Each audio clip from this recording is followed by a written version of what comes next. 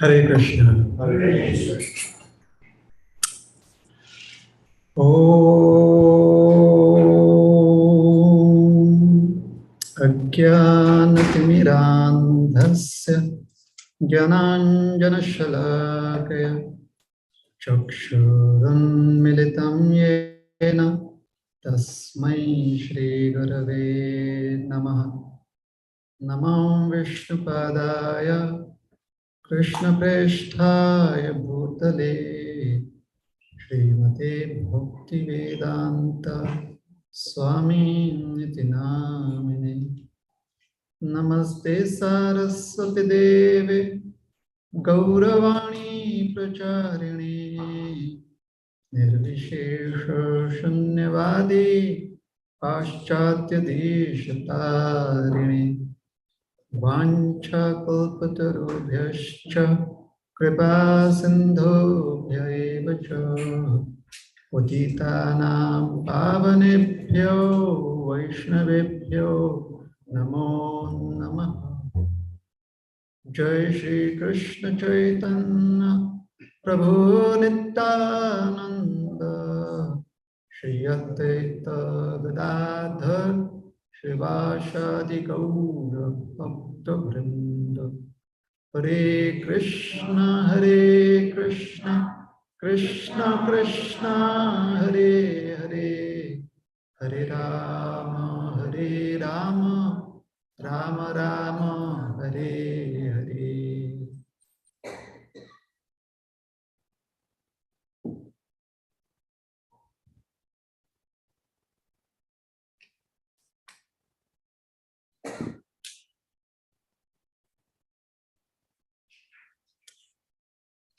Good evening, everyone. Hare Krishna. Good evening. Everyone is comfortable? Yeah? Okay, thank you. So, today I'm just going to tell you some stories. I hope everyone likes stories. All right? So, I'm an old timer. So, my story generally begins with once upon a time. Is that exciting or what? So, once upon a time, in a far, far away place, was a gentleman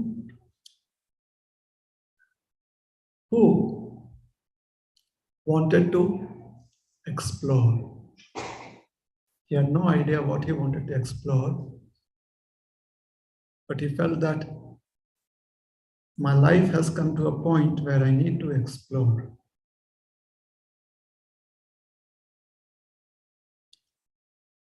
So he shut the door to his apartment, threw away the key, started walking off wherever the road would lead him to.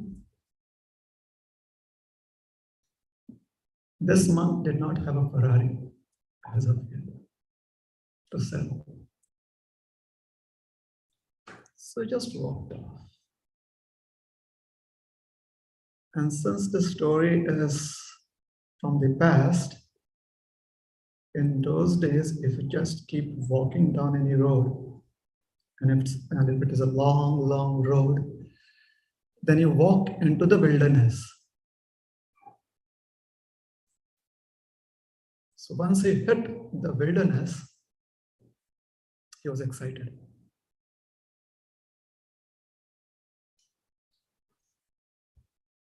So before I make some of the ladies feel that I'm biased, the story is about a man right now. Therefore, it is a he. But if you want, I can make it a she. It's a story. It's an allegorical story.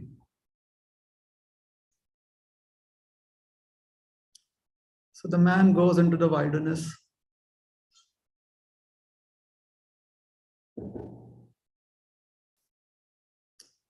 Or maybe because I come from India, I grew up in India. So growing up, the English that we learned was wilderness.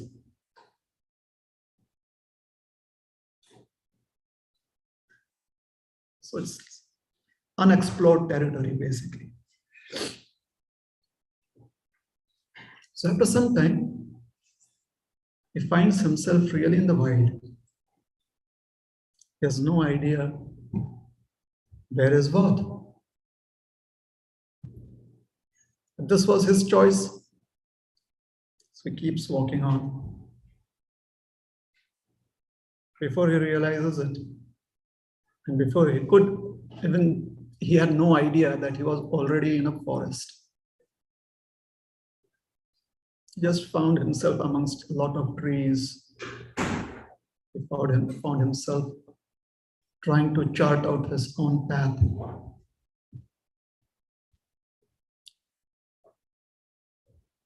The day passed. Since any direction was good enough to walk into, he just kept walking. After some time, he felt thirsty. He had grown up thinking that nature was always kind. Like if you walk off into the wilderness, then you're going to find water there, you're going to find fruits, you're going to find berries. You're surprised. That was not how the wild country was.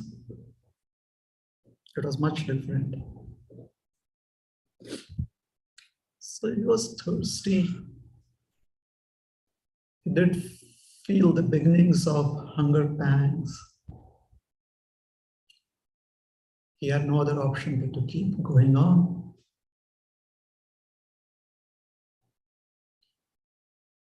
Dusk started falling. Slowly, all the birds, they were returning to their nests. The sky changed color.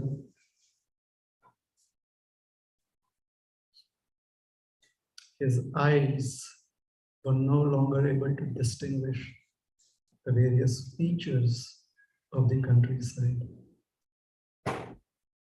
clearly.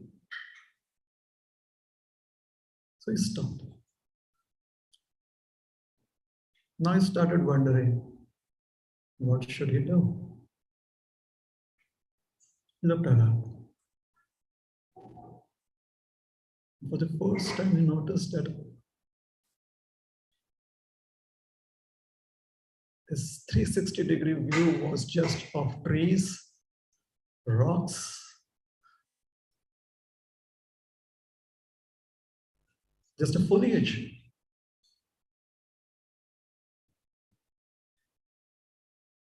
So I said, wow, this is really exciting. My first night just by myself. And then he saw the silhouette of what appeared to be another human.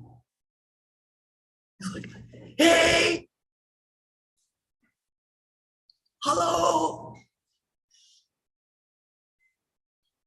The figure comes closer to him and finds that this is what he would understand was the form was of an old lady, haggard looking. He had heard of witches, so he thought maybe this is a witch. A really old lady. Skins and bones, disheveled hair. She was looking right at him. Felt very uncomfortable. Turned around and started running.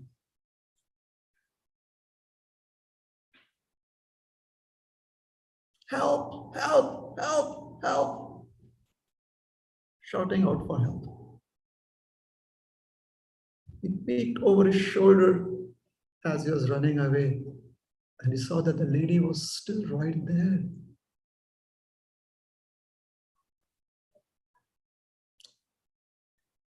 So he ran and he ran. And as he was running, he felt as if the forest was closing up upon him. It happens. You get disillusioned when you're in anxiety or fear. So he was really scared. His heart was thumping against his chest. He was breathing hard.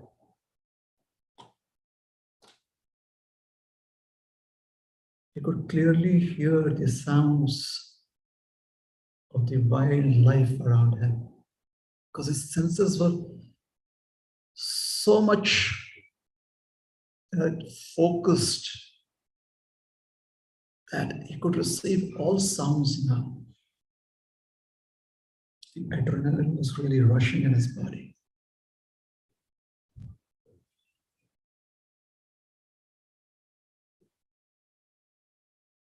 The branches, twigs, pebbles were no longer giving pain to him, although he was being crashed and he was being hurt all over. And as he was running, he heard the roar of a lion, what he thought was a lion.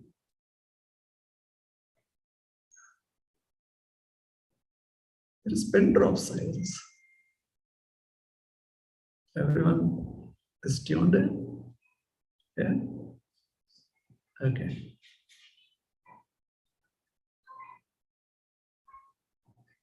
Roar. Runs. And suddenly he feels as if he's got wings. He's like, am I flying? Actually, the ground gave away under his feet. In that forest was a very deep ditch. Long, long ago, the forest people had dug up a deep well. The well had dried up. And since there were no visitors to that well, it was covered over by creepers, the opening to the well. Plunged right in. And now, not only did he find himself flying or falling, he found himself being engulfed by darkness. With hands flailing and legs kind of trying to seek some foothold. He was desperate.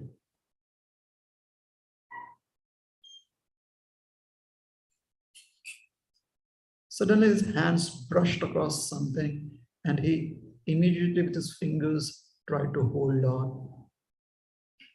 And he broke his fall. So he was somewhere in that darkness hanging onto something and he had no idea where he was, he had no idea what would happen. Look down. Couldn't see the bottom. It was all dark. He wasn't sure whether the ground was 6 feet away or whether it was 60 feet away. There's no idea at all. He looked up. Through a little opening, he could see the skylight. Shouted out for help. And then he saw very, very fearsome form looking down upon him. This form had 6 heads and 12 limbs. Don't ask me how. This is just a story that I'm telling you.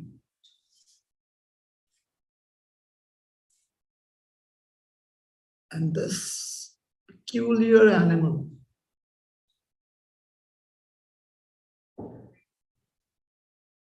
was growling that down at him. And then the growl stopped. There was deathly silence. And suddenly the silence was broken by not a rattle, a hiss.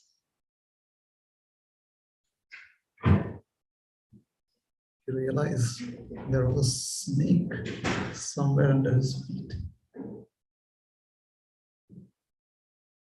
Tried to squint and figure out how far away the snake was. And to all of our surprise, he actually saw the snake. There was a dark black snake with piercing eyes hissing out at him. Like the snake was inviting him to a party. Come down. He says, no, I don't think so. So for sheer life he's hanging on to whatever it was. And then he tried to notice what was he hanging on to. And it was a branch out of nowhere. Somehow the forest overgrowth had grown into the side of the walls of this well, and a branch was going across from one side of the well to the other. So he held on to that and said, no ways I'm going down, and I don't think so I can go up too. And I don't think so I'm going to work out here to pull-ups. So what should I do now? It was getting dark, darker and darker. So he said, let me just wait for some time, hang on. Hopefully these animals will go away. And then I could try to climb out of the well or climb out of this ditch. So that animal that was there at the mouth disappeared. The snake was still there. But his hands were giving away. It was difficult to hold on. He said, he was an educated person.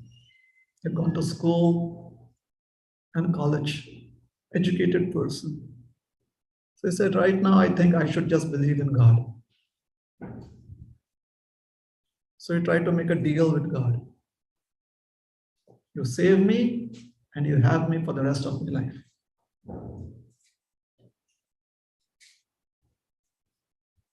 No miracle.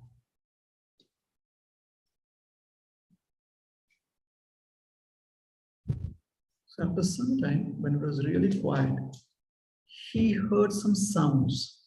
It was as if there were some creatures were gnawing away at something. So he turned to his left, his head to the left, and he saw that there was a rat, like a nasty rat, gnawing away at the twig that he was holding on to. He's like, shh, shh, go away, go away, go away. Don't gnaw at that. And then he hears a similar sound towards his left. And when he turns towards the left, he sees another rat gnawing away at that end of the twig. Now, even in the darkness, he felt that this was interesting, that the rat on the right was black in color and the rat on the left was white in color. It's like, wow. There are two different species of rat. Reality was that if they could knock through the twig, then he was going to fall. So in that state of desperation, started moving his limbs, started trying to move this way and that way to find some foothold against the wall of the well. And when he did that, he felt himself being stung, like millions of stings all over his body. I hope this is not gruesome, is it? Not really scary, is it? Okay, all right. Millions of stings, like hundreds upon thousands of some creatures stinging him. He realized they were bees. He had shaken up a beehive, and the bees were stinging him. And now he was really feeling the pain. At that moment, as he was trying this way and that way to be comfortable, breathing in through his mouth, he felt a drop of sweet, sweet, sweet honey fall on his tongue. And that honey was so sweet that for a moment he went like top quality, organic honey, pure, nature's gift.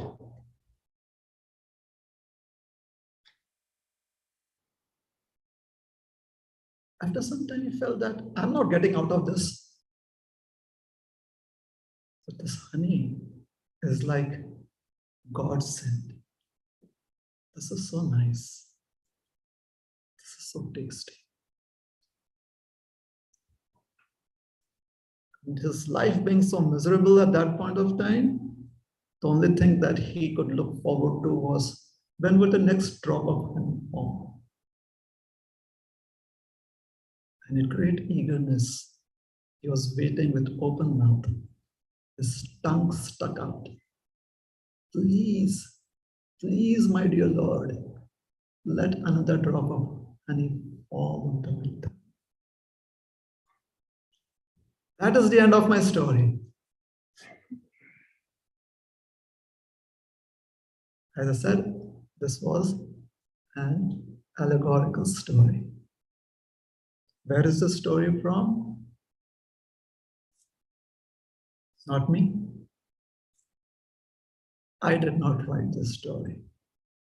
I read it in a beautiful book of wise teachings called the Mahabharata.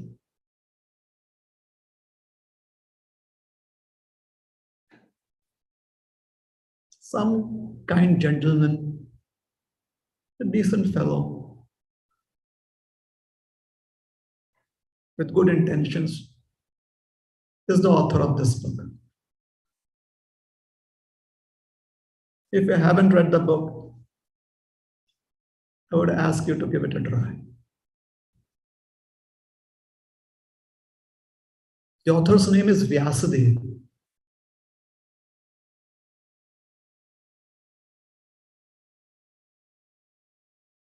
Good writing skills. At least the story is good enough. So then the author tries to help us understand the story. This story was, within this book, the story was told by a wise man to a king. The king was having problems sleeping at night. The reason being, he had too many ambitions in life, over-ambitious. So whenever he had some of his desires fulfilled, his mind would immediately want more.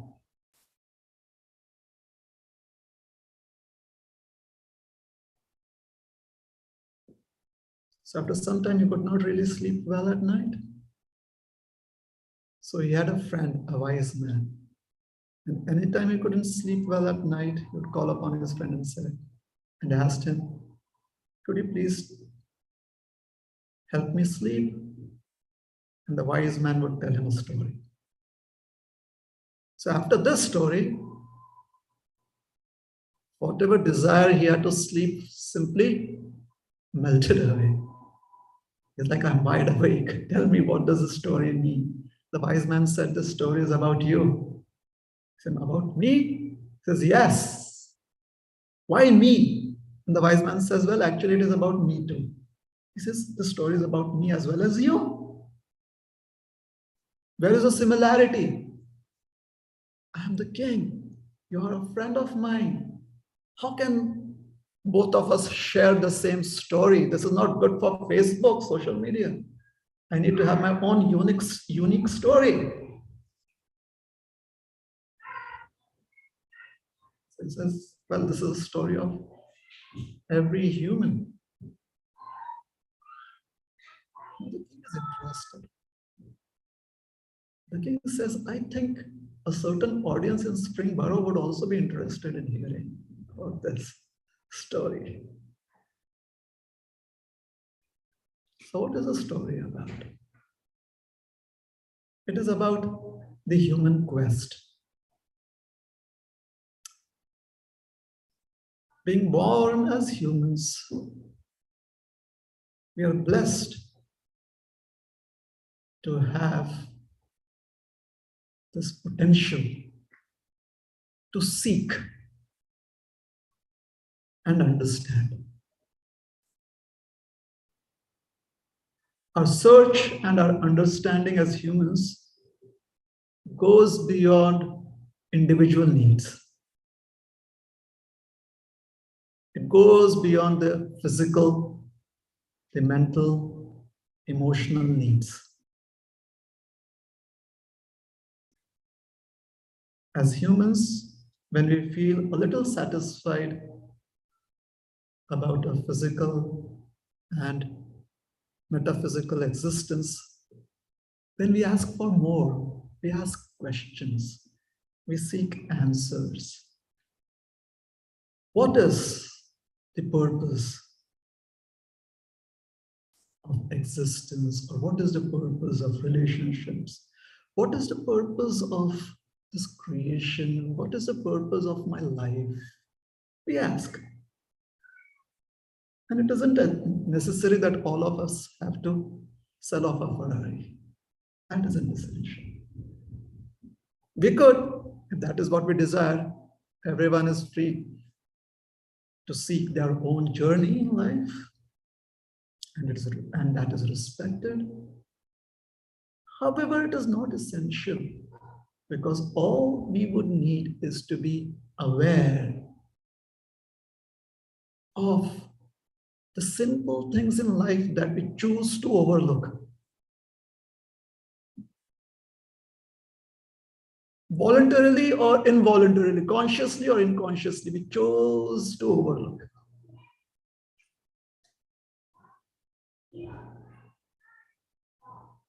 The potential is there. And most of us, at certain points of our life, we have tried to explore that potential that we have.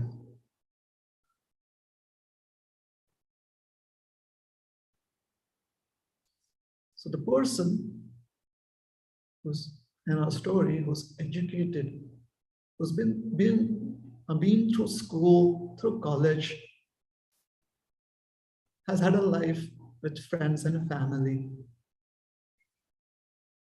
Could be me or you.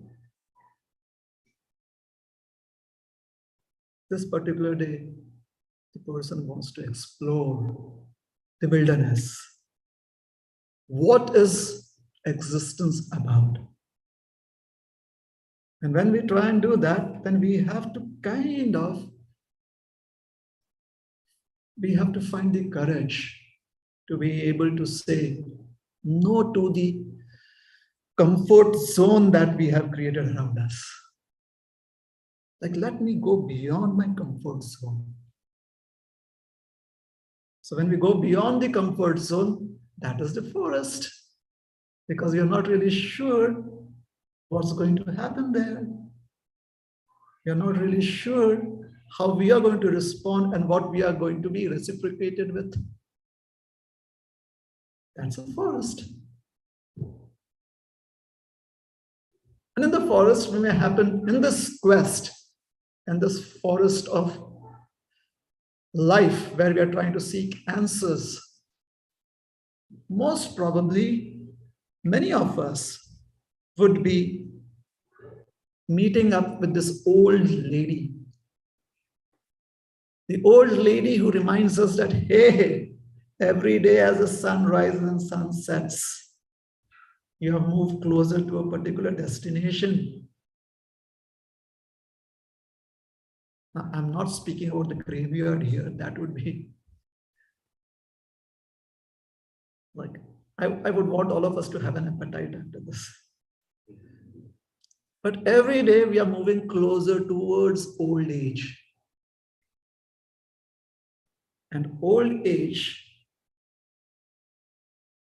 however we try to present old age as being beautiful, as being, oh, it's all right. Old age basically means that now we have to slow down and slow down so much that we ourselves might get frustrated with the way we are interacting with the objects around us. Because we've lived a life, a full life. We've done things on our own terms, and suddenly comes in old age and says, my terms now. So that's the old lady. No one likes old age. We try to run away from old age. Most of us wouldn't want old age to visit us, but she does come.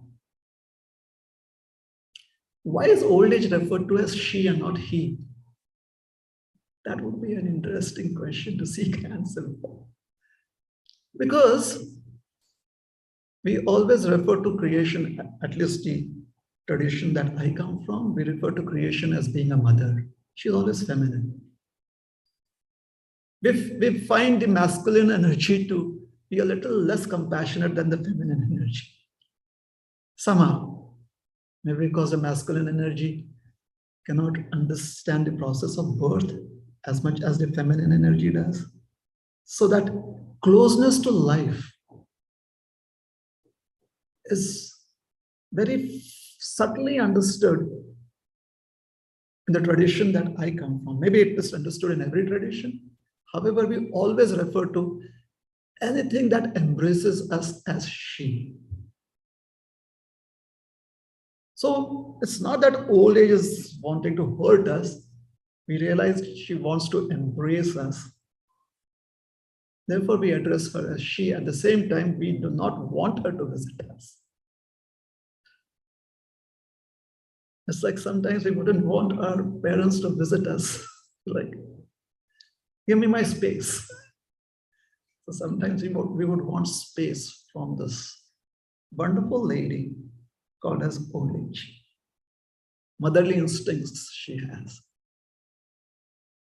So she's right there. Just as this gentleman runs away, we're trying to run away from her. But where are we going to run? Can we run away from her?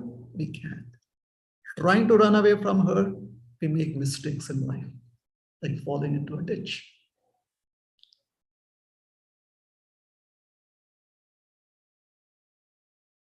What is the ditch? The ditch is a one-way passage. Fall till you hit the bottom. That's life.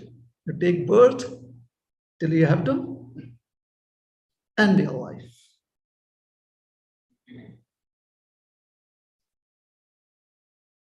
But we are not going to give in so easily. We will fight for life. And it is correct to do that. Because essentially, we are living people. We are full of life. So we fight. We hang on to whatever is available, to whatever life offers us. We hang on to it. We try to preserve that, hoping against hope that it can be preserved. And in these attempts, we look up to see if there is any break that we'll get, and we see the strange animal. 6 heads, 12 limbs. This is, in this story, I kind of narrated it as it is. However, from my perspective as a person in the United States, I would like to say that this creature has 3 heads and 12 legs. Do we understand the analogy? In my tradition from India, the tradition that we call as Vaishnavism, there we have 6 seasons through the year and 12 months in a year. Here we may have 3 seasons, I guess, and 12 months in a year. So that is looking down upon us. When we are looking for a break, we are like, all right, enough of summer, of 4 seasons, I guess. Enough of summer. I want fall to come in. Give me a break. Winter, I want to go skiing. Give me a break. Spring, the smell of spring. Give me a break. They're hanging on to life. And look at this creature. The creature says, I'm ready to give you a break. But I will always be here. What about you? How long are you going to stay with me? Therefore, the creature growls down upon you. And what's waiting below? The snake of death. You hit the bottom there, and that's the end of it. The snake of death. Yes. So here we are, hanging somewhere in the middle of the changing seasons year after year, and the finality. That is death. But that is not all. There's more fun. Life, or those moments in life that we want to preserve forever, are being gnawed at by 2 rats. One is dark and the other is light. One is the day and the other is the night. Wow, that was rhyming. Yes.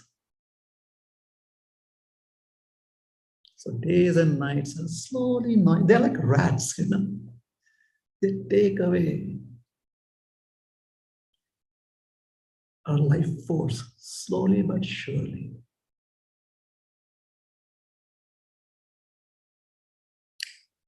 But we still are happy with this life because somewhere there is honey waiting for us. Drops of it. Gather that honey. To be able to taste that honey, we have to be stung by bees. Taxes.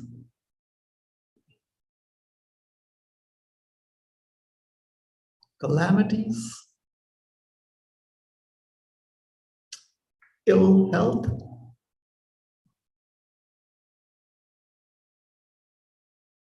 Too much of quiet, too much of noise. So many bees stinging us. And in the midst of all of this, someone says, oh, you're such a kind person. A drop of honey falls. Somebody else says, oh, I love you. A drop of honey falls. Somebody else says, you are beautiful. A drop of honey falls. Someone else says, you are amazing. Another drop of honey falls. And amongst all of this, if Elon Musk says something, a couple of drops of honey falls. Because stock markets are going to go up now.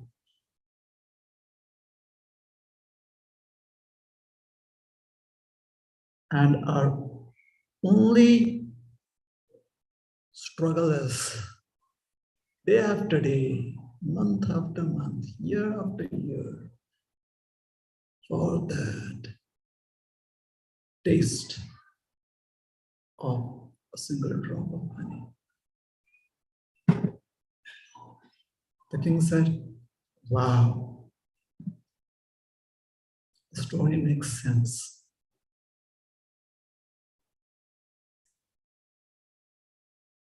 The wise man says, So what are you going to do about it? The king says, nothing. I guess this is a destiny. And the wise man says, why not chart out a different destiny for yourself? He's like, would that be another story? And the wise man says, how many stories would it take for you to start charting out your own destiny, making your own destiny? How many more stories? The king says, I don't know, you are the wise man. And the wise man says, what's stopping you from becoming wise? He says, what if all of us become wise men? Then you lose your status. No one is going to come to you. And the wise man says, the more the merrier.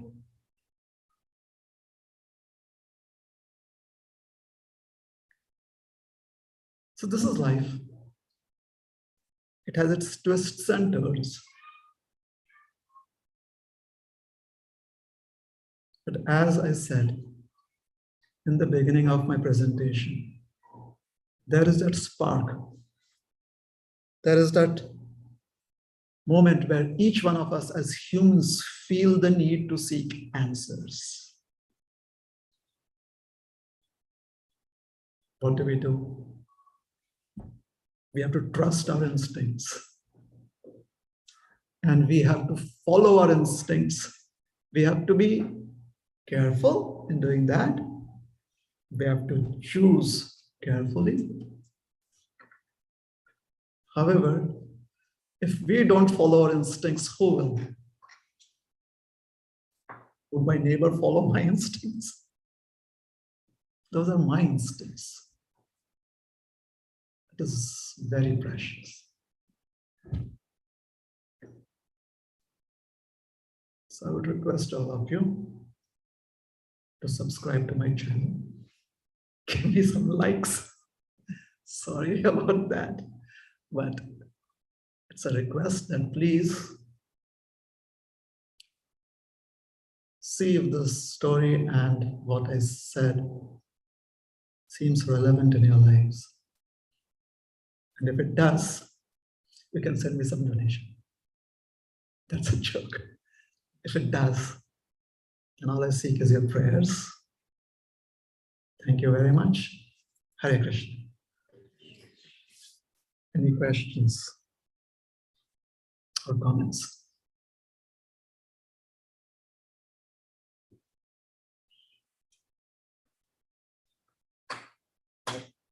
Okay.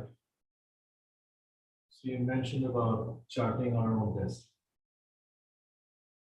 Would you mind expanding on that as to how we could even begin that process? Subscribe to my channel. Oh, please, you should. All of us have been trained to understand how to seek answers.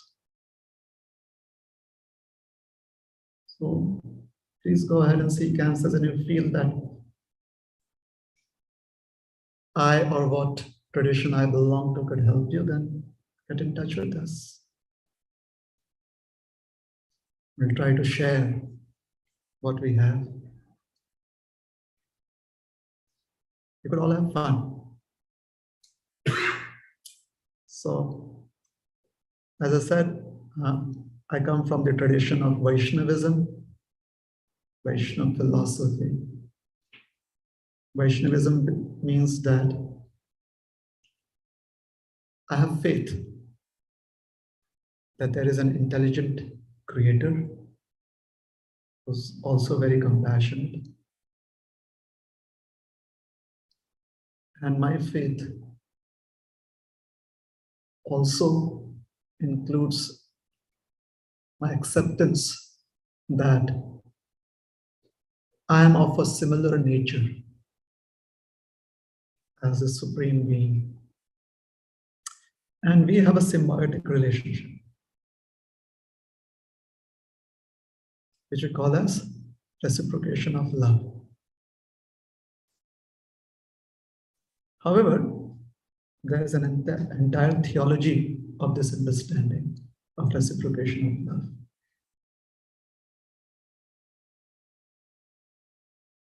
And in the present times, in 2021, this tradition of Vaishnavism is being shared by the institute that I belong to, called as ISKCON, International Society for Krishna Consciousness. For the old timers, those who have been around since the 70s and 80s, we are those guys that always sing and dance Hare Krishna and give out books and good food. And for those of us who are in the 21st century now, we are a worldwide congregation from various backgrounds. And all of us are trying to understand how to chart out our own destiny. So in Columbus, Ohio, and Cincinnati, Ohio, we have centers of ISKCON. If anyone would want to connect with us, please talk to Vishwanath. Yeah, you can talk to him. Is that all right? The reason, if I be succinct enough in giving an answer, it would be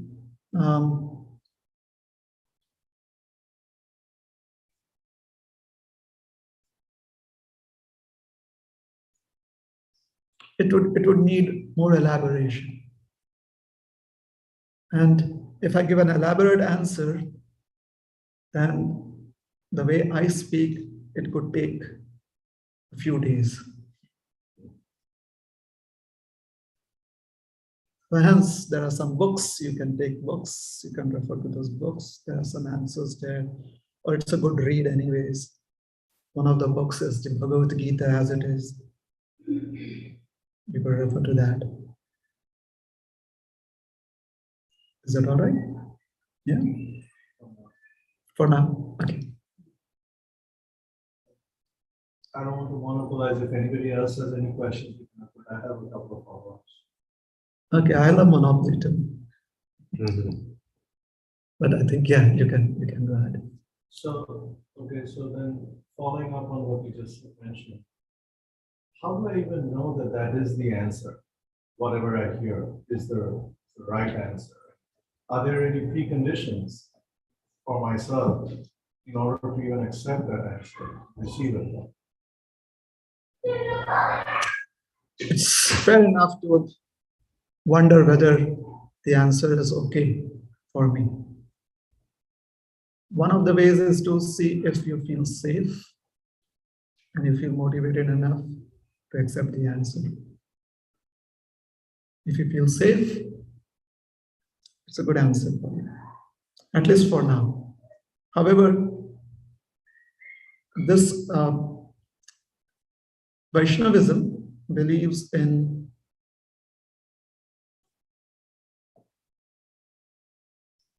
things or situations coming at you again and again and again. We kind of believe in time being circular. What goes out there comes back. So we do not feel that an answer today is an answer for eternity. We always feel that the answer today is, if I feel safe with that answer, it is good for today, and I have to explore more about that answer. So an answer is typically like a lighthouse for a ship out there on the wide ocean. That answer makes me feel safe, just as if the ocean is wide, a lighthouse makes me feel safe. I know I could head in that direction. And once I'm on dry shore, I go ahead. So we interact with people, we talk to those who have experiences that they can share with us or realizations that they can share with us. We analyze it, we see whether we are inspired with those experiences and realizations. And if we are inspired enough and if we feel safe enough, that is the answer for me. It may not be the answer for someone else, or it could be the answer for someone else too. They have to decide that. Everyone has to individually decide whether they feel safe with an answer that they have received and inspired to seek more, to understand more, or to explore more. Eternity cannot be static, can it? And it's not eternal. It has to be ever expanding. A great teacher whom I respect a lot, A.C. Bhaktivedanta Swami Prabhupada, is also the founder Acharya of ISKCON. He says that in perfection, there are stages of perfect, more perfect, most perfect. That's an interesting concept. It means there is always more to explore that which we feel safe and comfortable with. Is it all right? Yeah?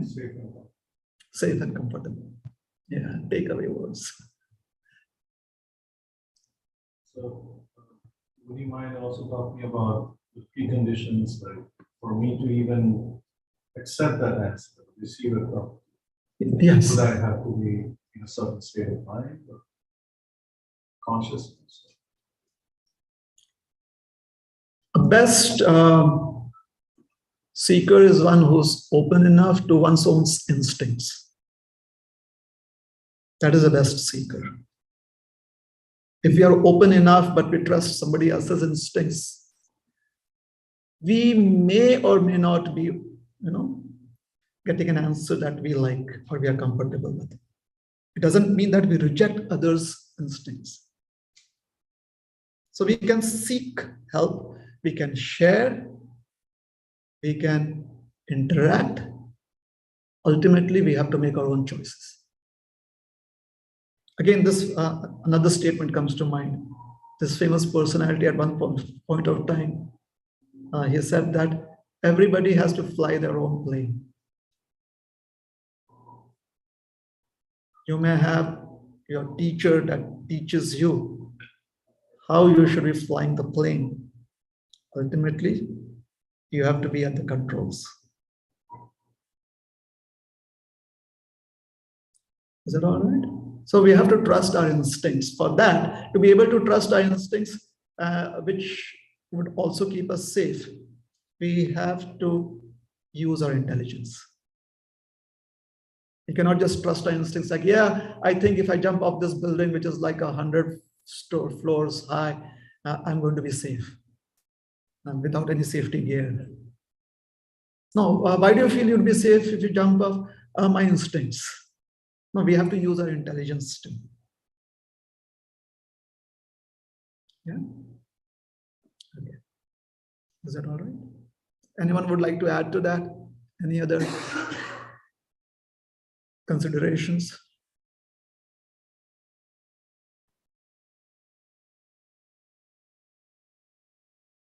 No? Okay. So we can start. More questions? Yes. I think our ego sometimes comes up with the destiny we think is right. Mm-hmm. So how do you keep your ego in check? I guess get to the right destiny. I know you said that you have to feel safe, but sometimes you say, oh yeah, I feel safe, this is fine, this is the spot I'm in and I'm comfortable, I don't need to go anywhere else. So how do you get out of that and certain things? In the utopian world, my ego is the only thing that matters. In the real world, there is always give and take. So if we live in the real world, it is not so easy to hold on to our ego. It creates a lot of issues and problems. So if there is give and take, we understand that everyone has ego. Let us see where is the common ground to move forward. And as soon as we try to seek some common ground to move ahead, ego gives way to a little bit of humility. So let's be real people. All right? Is that helpful? Yeah. Yes, please. So you talked about comfort zone and going out and explore the comfort zone. But since our childhood, we are always been taught to be within the comfort zone because there is mom who's providing all the comfort to us. When we grow, then we need financial or anything parent is providing. So that mindset from childhood to our adulthood, we are always in comfort zone and we are taught on how to be within that comfort zone and not to explore outside of that comfort zone. So if that has become a habit because of all these years, how do a person try to get out of the comfort zone, which has been ingrown us within us over all these ages, and we know that habit takes longer time to break out. So what would be the trigger point or some way of saying that, hey, would like to go out of the comfort zone? Short answer, idolize our moms. Because you said mom. Why? How is it that she gets out of her comfort zone for us? And if she can do it, we can also do it. The more we see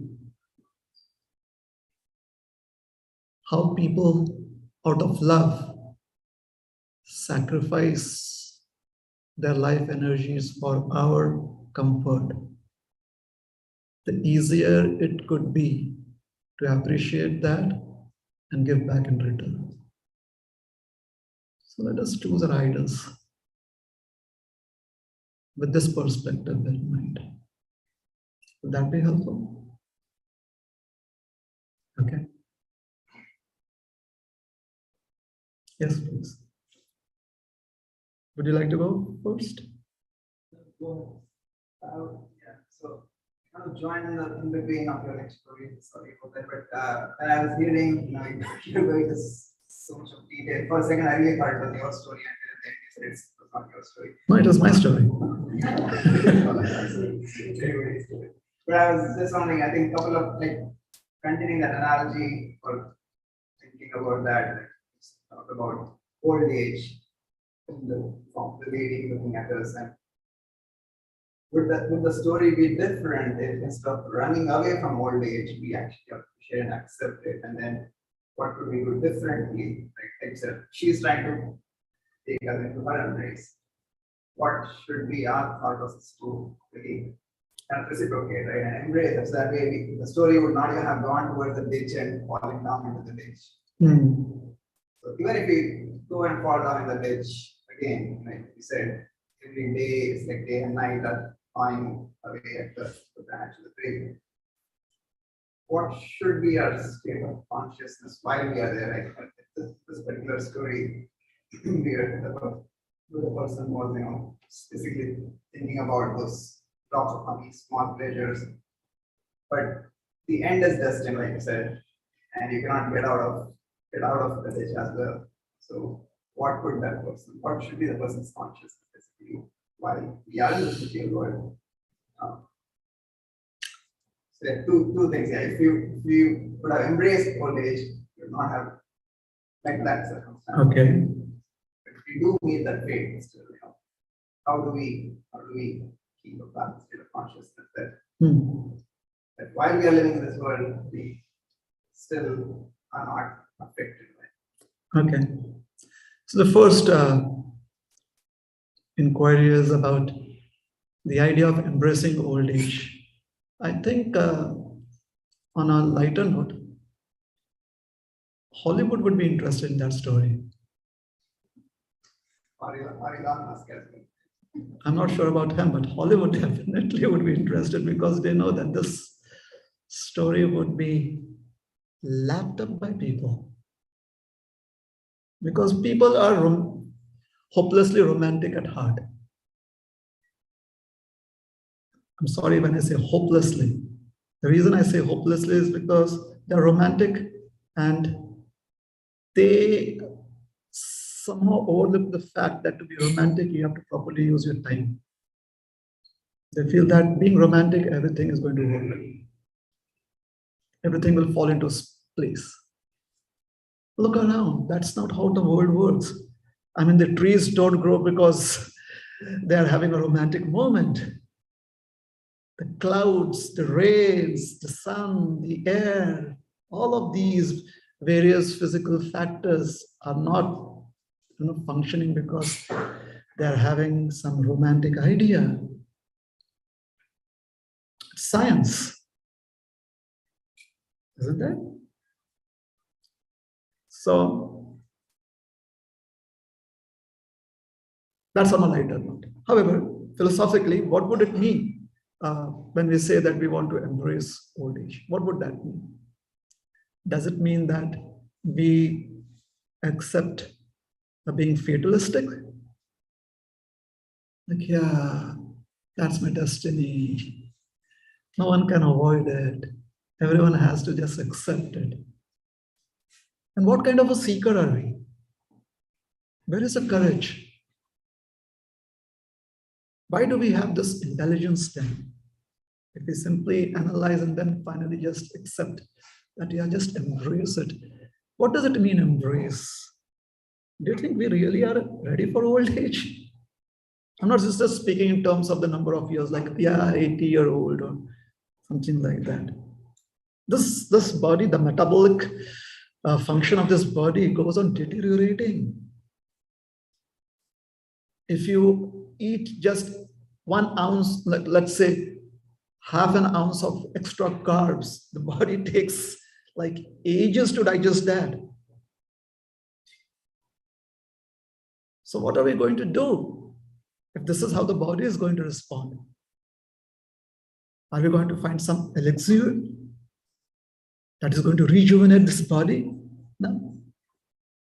I mean, yeah, we can wait for the scientists to discover a cure for the telomere shortening. We can wait for that. But most probably we won't be around. Maybe our future generations could be around if that does happen. Not we. Yeah. So what does, how do we relate to the idea of embracing old age? Or would a better approach, why should I say better? Why should I look down upon this inquiry? Would an alternative, let us say, an alternative approach be, how is it that I landed up in a situation like this, where it seems that I'm inside a program? Can I break free of this program? Would that alternative approach be a little more courageous? How did I get into this? Where did I subscribe? Hey, subscription to this program. And it also means that you're going to go through old age. It's like some of those terms and conditions that we don't really read through and we just tick the box. It seems it happened like that. We just tick the box. Here we are. And like, why? What do we do? And look at the fine print here. You agreed to this. Okay. Yeah, I have to just accept it. And that is how fatalism comes in. Are we supposed to be fatalistic? Personally, I don't think so. I wouldn't want to be like that. Personally. Everyone can have their own choice. Personally, I would want to see if I can break free. I would like to be free. I wouldn't want to be bound down by the concept of fatalism. The body, yeah, the body can accept that. So now then, since I've spoken like that, obviously, it means that I believe that there's a difference between me and the body.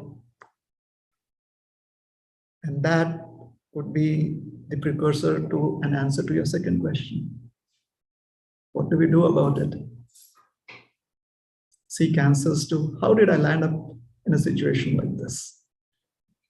Now, if it is going to be that person who made me, I mean, he really loves to play Monopoly now. And I would have to have a good discussion with that person, he or she, you or they, You have kind of set all the moves. So am I just supposed to be a pawn?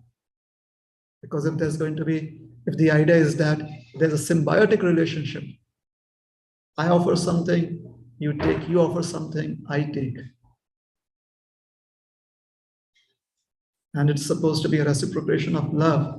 Here it seems that everything has been pre-designed by you.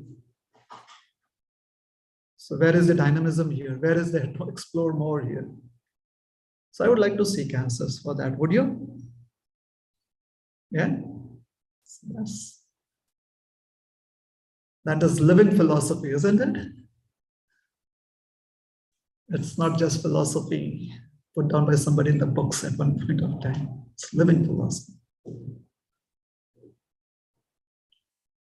Yeah? Okay. Anyone else would want to add to this or disagree?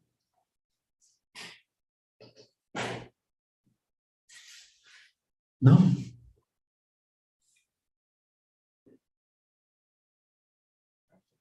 Yeah, one question. Should that be the last question? Because he also raised up his hand. No, you could ask now, because he already suggested that he does not want to monopolize. So going off this concept of this idea that we have the night and day death on both sides and they're hanging out with this branch. One question normally people ask, like, whether you're a person who have faith, whatever faith you take, whether you're Christian, Hindu, Muslim, whatever the case is, if a person is in a line of faith versus somebody who's don't believe in any of these things, then why should one take up path of what we term devotional life or seeker? Why should one choose that path? well, Because both of it, whether you have faith or you don't have faith, we all gonna die, correct? The night and the day we're hanging on to this. so when we say faith, is it F-A-I-T-H? Yes. Faith. Yeah. Are you saying that faith in a particular kind of traditional understanding? Yeah, in a sense, I mean, like whatever religion, like, I mean, there are people who are atheistic, there are people who are, who follow their religion in terms of like in Hinduism, Vaishnavism, or Islam or Christianity, they have some certain paths of faith. Okay. But one of the questions people ask, whether I go to church or the temple or the mosque or I don't go, I will end up with the same, our destiny are the same. So why should I choose that over some, like, instead of like the traditional thing that you hear, life is short and short. Okay. All right.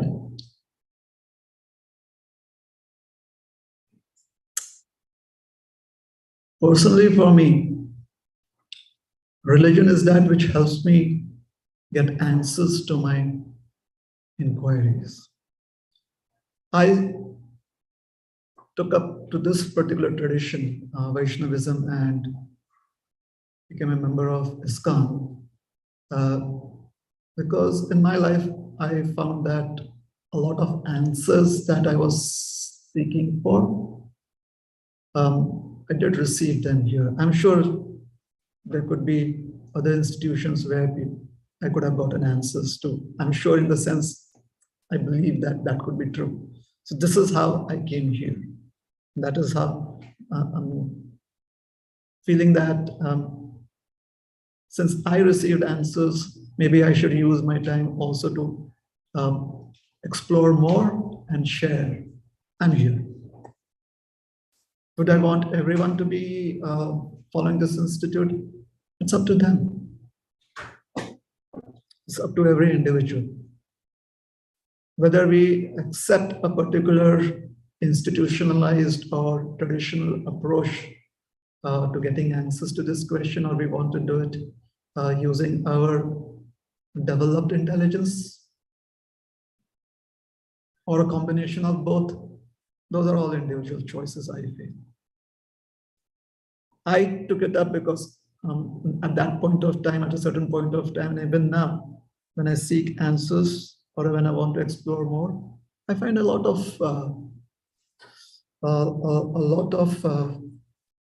facility here to understand. Why should people do that? Isn't that what we are all trying to inherently, or let us say basically, instinctively, isn't that what we are trying to do? We are trying to have good relationships. We are trying to have good values in life, where we are trying to be helpful. We are trying to accept help. Where does it seem that within all of this, we are ready to accept death as finality? We live as if tomorrow we would have more opportunities to give and take. Only when certain circumstances force us to accept the fact that maybe we are going to die, that is how we may accept death. Otherwise, we want to live. Why? Because when you are alive, there are interactions. When you're dead, you don't know whether there would be interactions or not. You can just believe that there could be something beyond death. So that is one, instinct. And another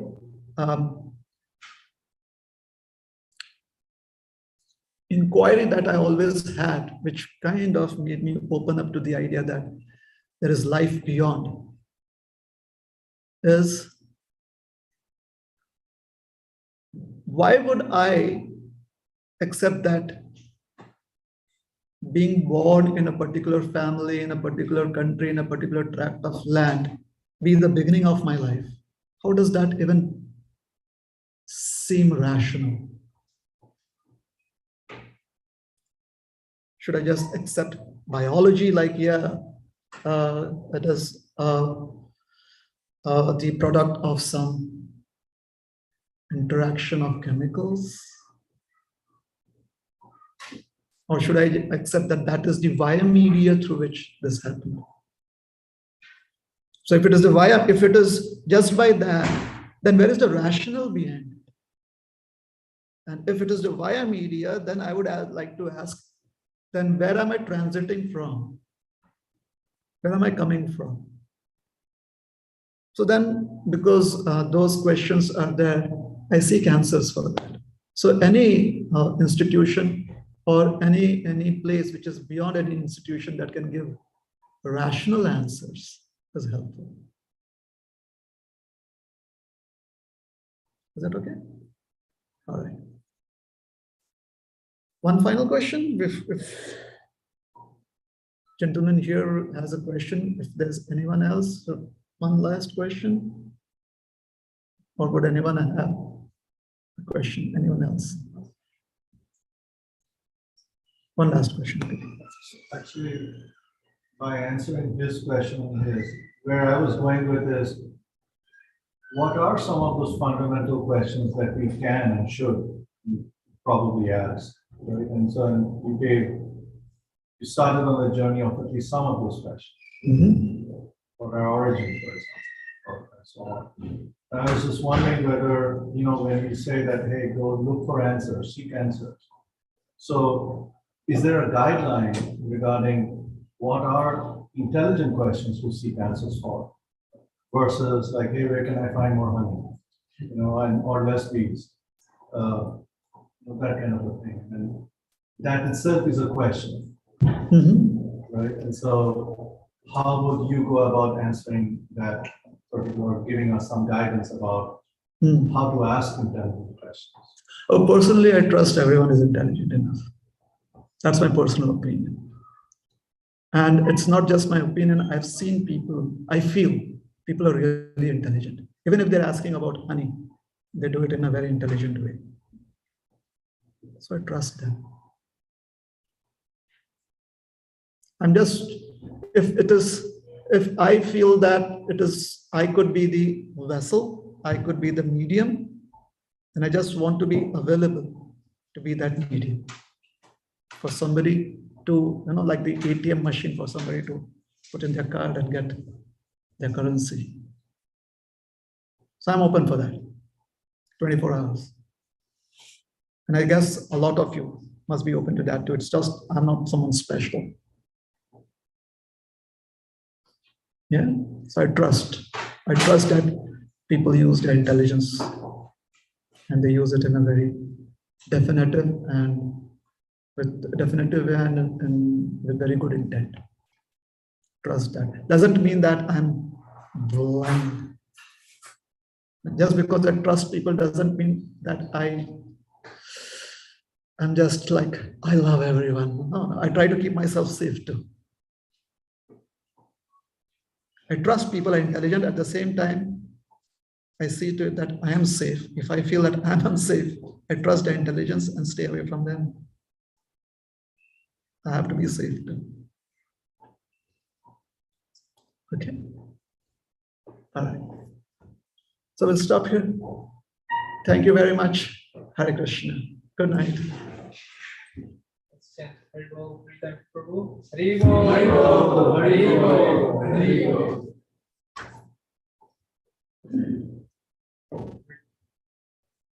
Yeah, you can have the mic. Next.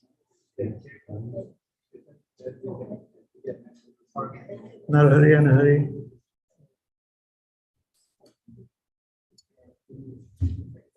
Here. Narhari. Use a mic.